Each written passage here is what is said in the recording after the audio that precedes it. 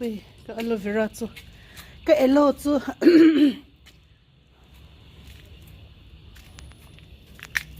Cái lòng nem này, cái lòng nem này nó là chả về lúc tục. Lạc thì bỏ sét bắt lờ, tầm lúc tục có mà,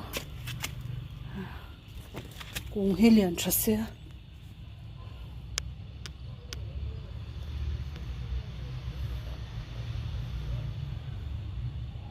Ui, dàn bầu loang nôm xe.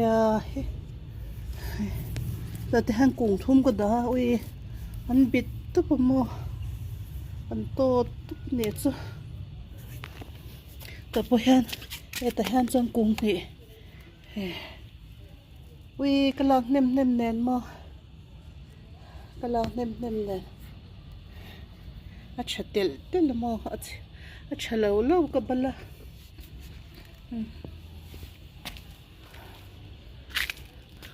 Nóng chả tu rồi nhá. Lạc tí bố xe vâng là ui hình thế liền chả tu mà khuy nến điện đều khá nha. Khuy nến điện đều khá nha. Bốc phắc mẹ. Cái phun thở hô. Bớt sầm thum xuống cái phun đó nha. Cái tí pung lệ đó nha. Ui hình dè hết bộ phai ngay. Tí phai ngay. Ui hình thế liền. Anh liền chả lúc tục.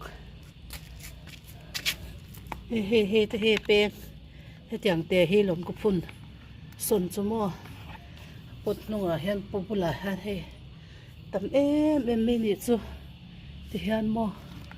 Phun xuân tụt bộ là tắm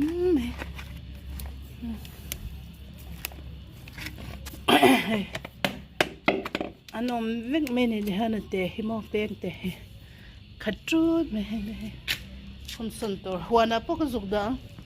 Ui sẽ sel mà mò.